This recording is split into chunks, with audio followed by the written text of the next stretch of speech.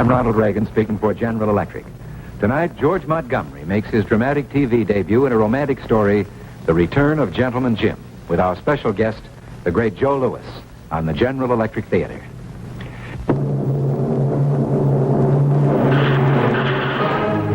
In research, in engineering, in manufacturing skills, at General Electric, progress is our most important product.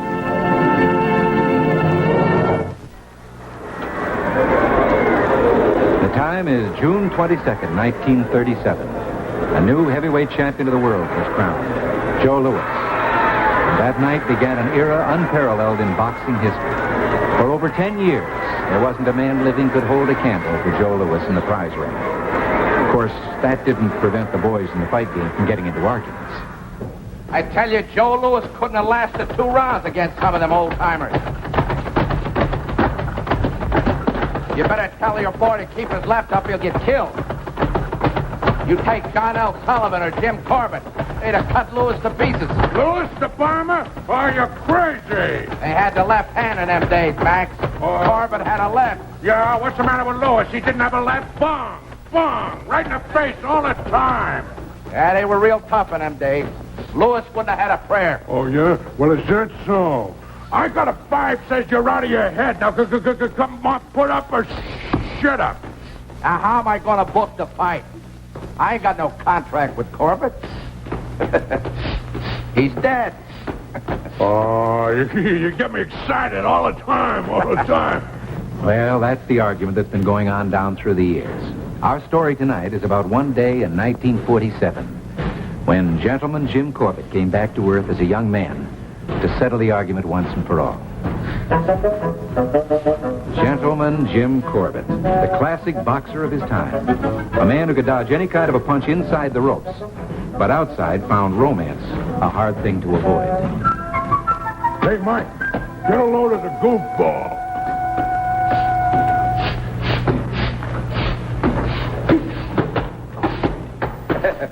Some kind of actor. It's all we get up here nowadays, a bunch of crazy actors rehearsing for television. Yeah, dig the crazy suit. You better tell Frenchie his boy's a sucker for a left hook. Frenchie's crazy, you tell him. He'll listen better to you. You're the champ.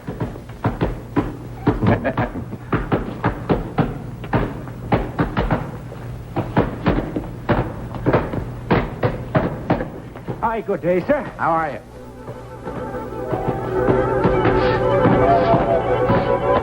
Hey, now I don't want to bother you, but I've been told you're the famous fight promoter Mike Dugan. Hey, what kind of party you made up for? I'm a boxer, sir. You must remember me, James J. Corbett, Gentleman Jim. Hey, that's pretty cute, but what's the gag? Well, sir, I'd like to arrange a go between myself and your Mr. Louis. You mean Joe Louis? Aye, sir. Now, come on, now, what is it? Who sent you? Well, now, if you'll just Look, listen, I can tell you... no matter who sent you, tell him to take back the monkey suit and you with it. Now, Flo, will you? I'm busy. And the next time... That Frenchie is crazy. He says it's good for his boy to get hit. It learns him how to take it. Where'd he go? Oh, Frenchie? Well, he was No, standing... the actor, the guy in the monkey suit. Oh, yeah, he must have left. Who needs him?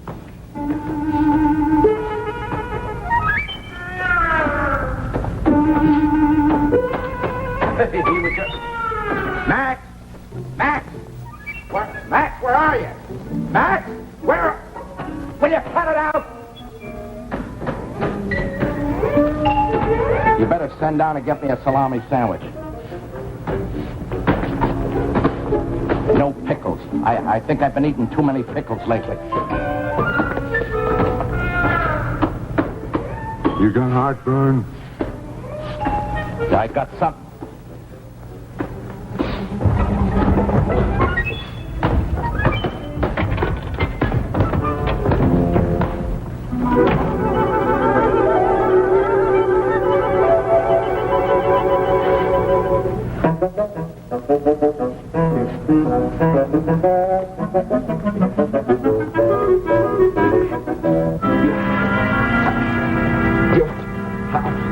Max!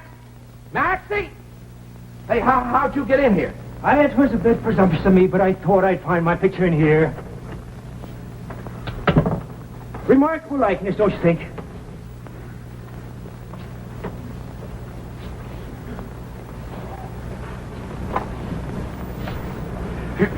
Now, that was taken right after I knocked out John L. for the World Heavyweight Championship.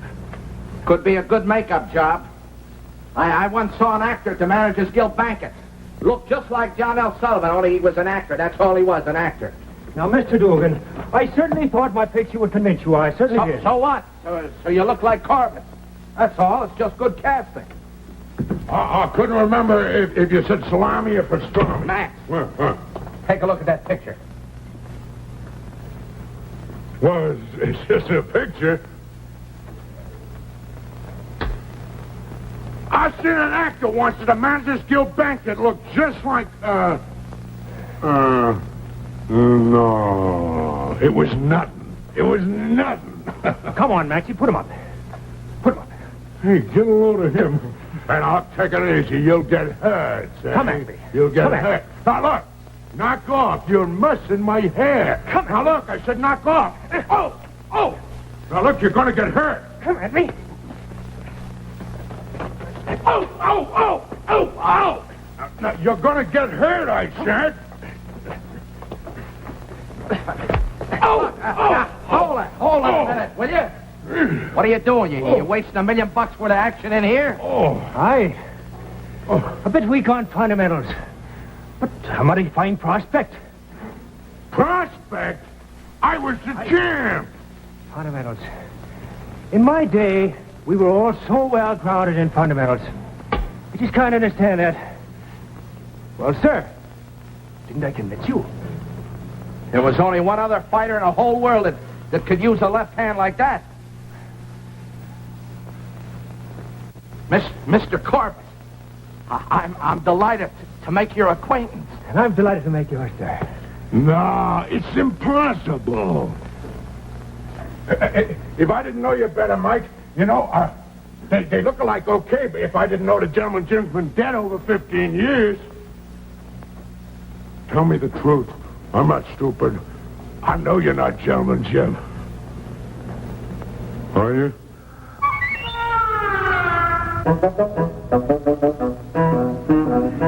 I still don't know how you talked me into this. It's crazy, I tell you. Mr. Corbett, why don't you go back to where you came from and leave me in peace? All my life, I worked hard. I put on big fights for big crowds. I make a nice little living. So what am I doing? Promoting a fight between Joe Louis and a guy that was champ over 60 years ago? A guy that's been dead for over 15 years? I can see it in every front page of every paper in the country. They'll murder me, I tell you. Honest Mike Dugan selling tickets for $50 a copy to see a fight between Joe Louis and a sparring with a ghost. Now, Mr. Mike, hadn't we agreed that the general public was not to know about this? Yeah, he did say something. Aye, and you agreed to it. Now, the whole purpose of this fight, Mr. Dugan, is to prove once and for all whether we old-timers were superior to your modern-day fighters. Naturally, a boxing enthusiast such as yourself must look forward to such an experiment. So naturally, I'm looking forward to it, but I still can't help but think there's a $1 million gate here, Mr. Corbett. The moment financial benefit enters the picture, Mr. Dugan, I must exit. I've absolutely no choice in the matter. And I did explain the restrictions. Yes, I know you explained it. No money, no women. Aye. You have your fight, and you head right back to where you came from, up there. Aye, that's right. But I still can't help thinking that maybe a return bout, say, on a closed television circuit. No. See, you mentioned something about that no women angle. How does that figure again? Ah, Mr. Dugan, those were the days. Why, in my day alone, I was quite the lad with the ladies.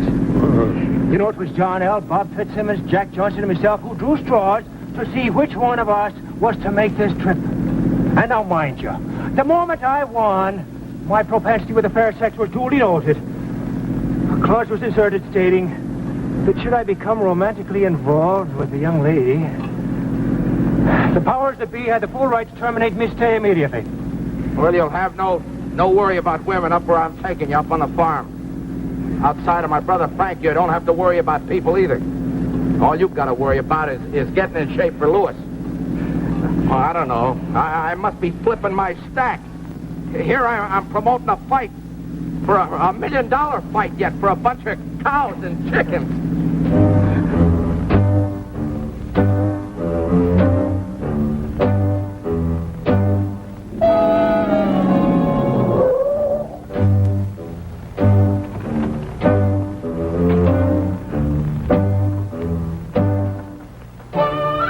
Mike, I told you I'd think it over. Now, you had no right to bring those... Frank, you're going to get $75 a week just for boarding the two of them. But I told you it's not a question of money. Oh, Frank, why do you argue with me? Why do this for your brother? Why pick on me? There's a lot of other training farms. Well, this boy of mine is a hot prospect. Don't you understand? I got to keep him under cover. You know, Ruthie's home now. I hope this boy's a gentleman. Are you kidding? Gentleman's his name. But don't you worry about it. Say, how is little Ruthie?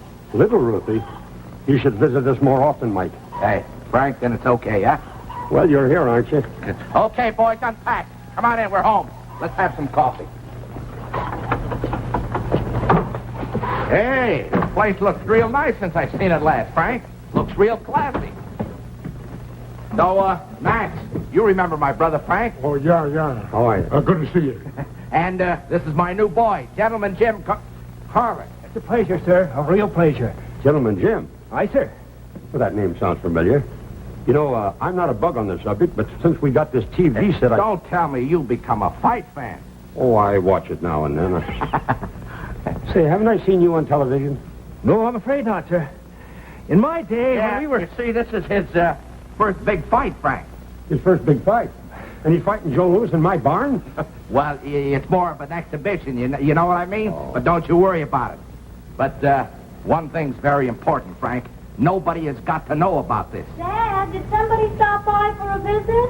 Oh, come on downstairs, Ruthie. See who's here. Uncle Mike? This is little Ruthie? Oh, Uncle Mike, it's so good to see Sweetheart. you. What a young lady. Well, hello.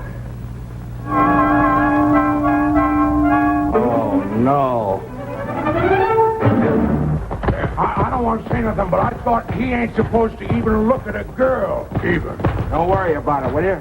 Yeah, but didn't he say the rule was no girls? Look, will you stop acting like an old lady? I got enough troubles without you. Funny, I touch you all the time. I can't touch you enough. And yet, I don't think I touch you at all. Oh, but you do, Ruthie. More than I could ever tell you. Oh, try. Tell me. Oh, Ruthie. I can't. I just simply can't.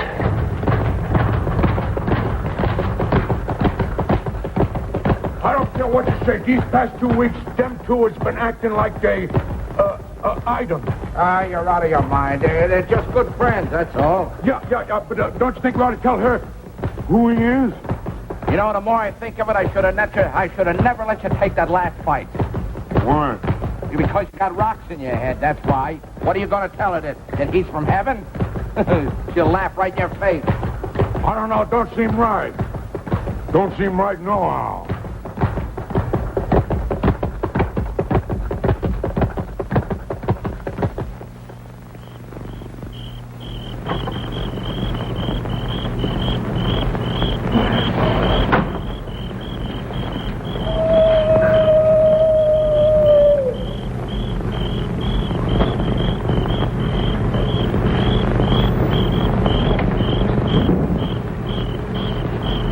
You said you were leaving as soon as the fight ended. Aye, that's right. But you'll come back sooner or later. No, Ruthie, I'm afraid not. No. Ruthie, I shall not come back. Never. Well, then, I guess this is goodbye. I fear it is. Ruthie. nice lying a young lady like yourself. You must have someone special, some nice Someone young I'd chap. met before you? I? You'd feel better if I did, wouldn't you? Well, no, I don't know if I would. Well, I'm not going to make you feel better. There's no one. Oh, there were lots of fellas, Oh? but there's no one. Ah, that's a shame. That's a terrible shame. A girl like you, Ruthie. Jim, tell me just one thing and give me a straight answer, will you? I'll try, Ruthie. I owe her that much. Why can't you be that someone? Oh, I know there's a reason, but I have to know what it is. Sometimes I feel you love me, and sometimes... Are you afraid of love? Is that it? Well, maybe it is. I'm just a bit frightened, just a bit. Of me? No, not of you, Ruthie. It's of loving you. If anything could ever happen between us, Is Ruthie... there someone else? No, that's not it exactly. Then It's what? just- Oh, please tell me. If you love me, please tell me what's keeping us apart. Ruthie, No, fellas. I guess it's getting late, and you have that fight tomorrow night. Ruthie, please believe one thing, will you? I want to kiss you more than anything in this... Than anything in this whole wide world, I want to kiss you, Ruthie. Please believe me. I can't. I just can't. Ruthie.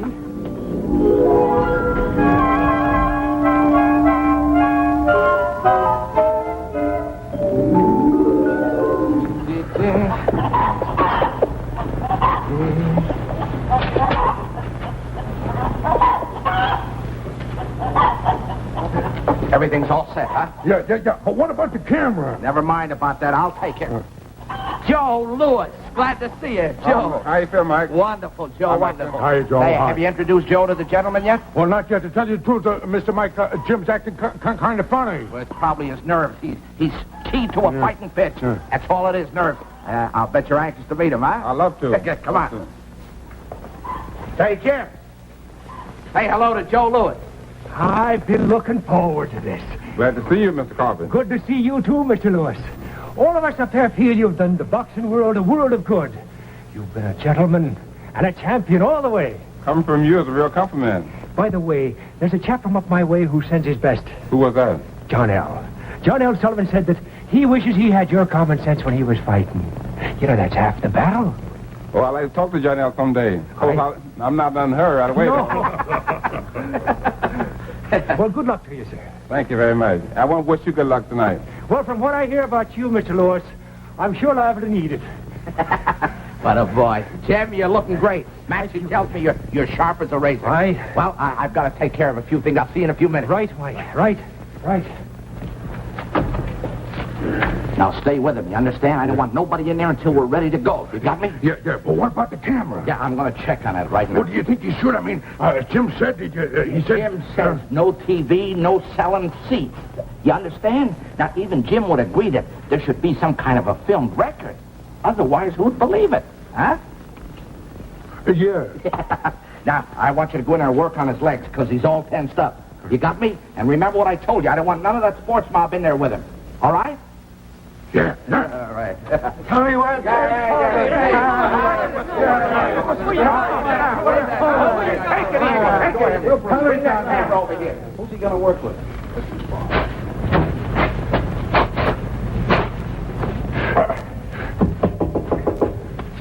Keep working.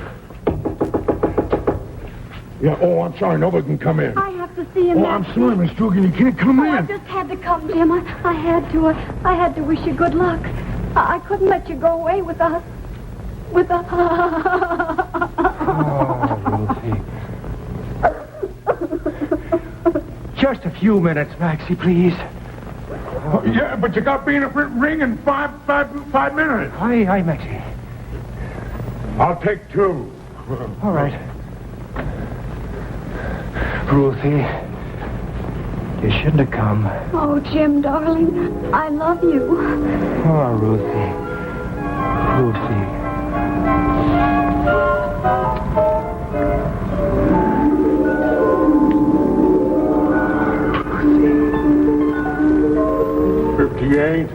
59. That's 1 minute. 1, 2, 3. Hello. Hey, baby. All right, let's break it up, huh? 11 higher.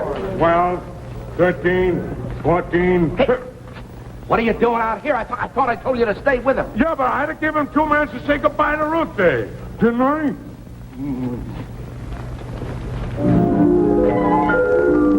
He's gone. Gone? Where'd he go? What happened? Yeah, what happened?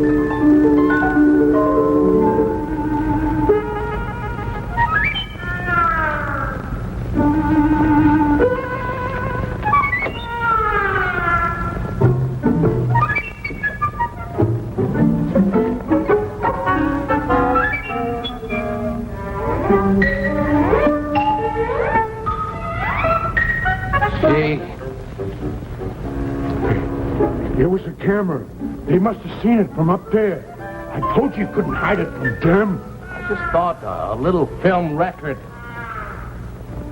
I wasn't going to sell it, fellas. Honest, I wasn't. Hey, Mr. Dugan! Mr. Dugan! Oh, wait. The film's gone.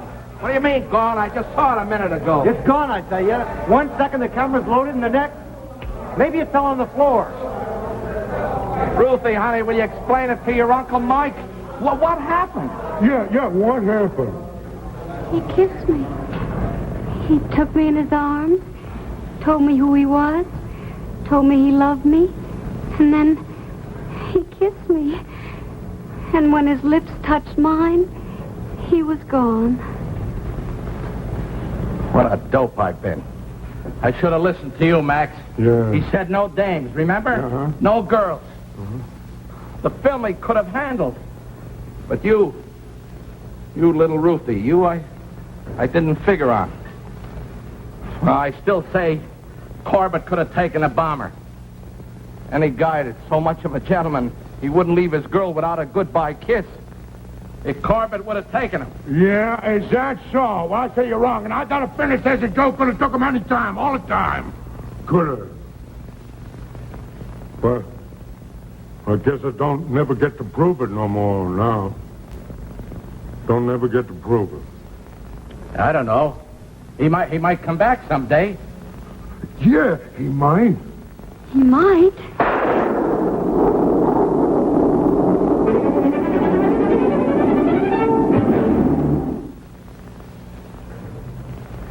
So the argument still goes on. Perhaps it's better that way. There's one quarrel that's too much fun to end.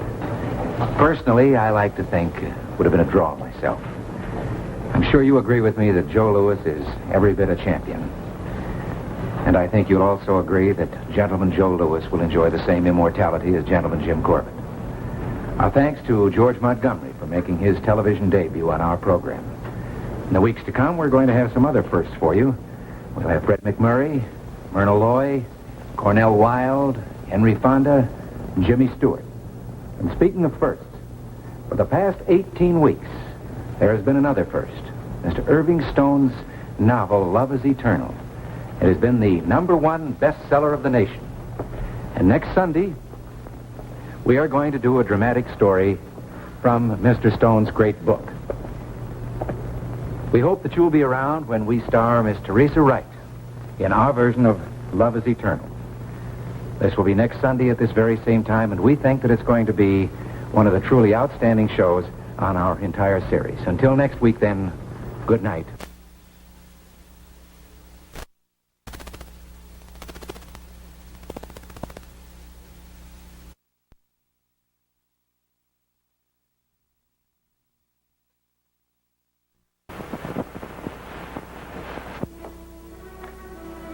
They are nice stones. Yeah, they're quite nice. Of course, they have to be